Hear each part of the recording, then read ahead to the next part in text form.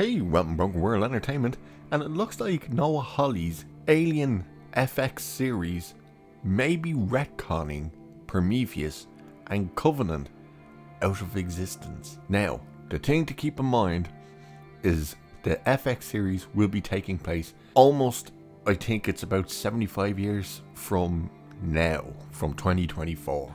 That's the date. So you're probably wondering, well, how does that retcon Prometheus and Covenant that take place further in the future? And it comes down to the xenomorph, basically, that he's ignoring the engineers and re-establishing the creature, the xenomorph, as being around for a millennia, basically.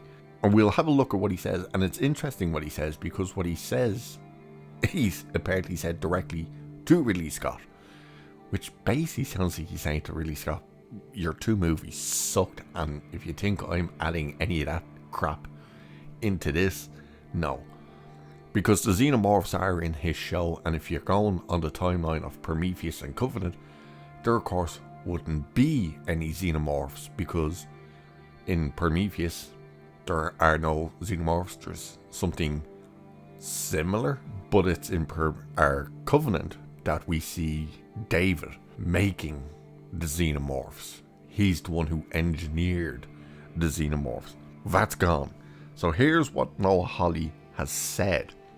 And he said this: Ridley and I have talked about this and many elements of the show, but I think, for me, this perfect life form, that's the xenomorph he's talking about there, as it was described in the first film, is the product of millions of years of evolution that created this creature that may have existed for 1,000,000 years out there in space.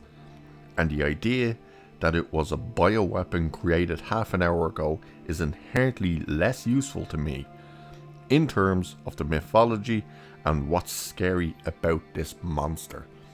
So the first part you're hearing him there is saying, no, the xenomorphs are out there and have been out there all along, weren't created. So that's the first part that kind of takes Prometheus and Covenant out of the mix. And then he said this: I preferred the retrofuturism of the first two films, and so that's the choice I've made, to embrace that. There are no holograms. The convenience of beautiful Apple Store technology is available to me. What he's talking about there is the fact that in the original movies, the first two, he specifically talked about the first two movies, how it's like normal standard computers for the time. There's no big holographic screens. It's not very futuristic. It's very modern, for the lack of a better word. You know, it looked lived in, it looked used, but it was like your standard computers and technology. There was nothing major. Whereas Prometheus and Covenant, you had, of course, holograms.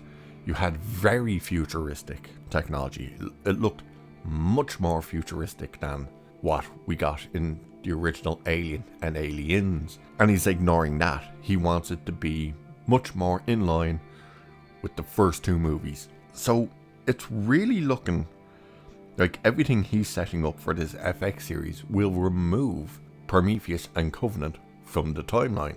Because he's going to have xenomorphs in there, that immediately removes them. Because those two movies were setting up that David the android was the one who was creating the xenomorphs. So it's interesting to hear that. And then of course Alien Romulus will come out, I think it's this year, later this year.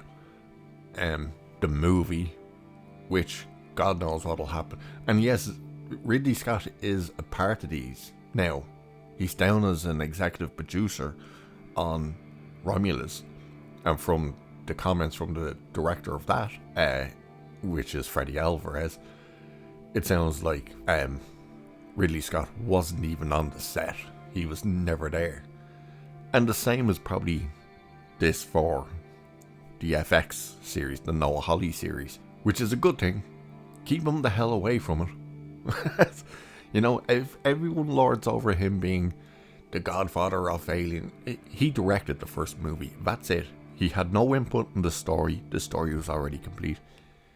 He didn't work on any of the script, he didn't cast it, none of that stuff. He simply directed it. That was it. So keep him the hell away from it, because we could see what he did. And of course, he's renowned for saying the beast is dead, no one cares about the beast. It's all about the androids. That's the way we need to go. So it sounds like Noah Hawley is putting back in place that the xenomorphs were always out there, which reestablishes then the mystery of where the hell did they come from, which is a hell of a lot better. But we'll wait and see what the show is actually like. I still don't understand the idea of having it set on Earth with xenomorphs. How are xenomorphs on Earth? Don't know. I suppose we'll find out. But with that, I will leave it there for this one. So like, share, subscribe, and I'll catch you in the next one.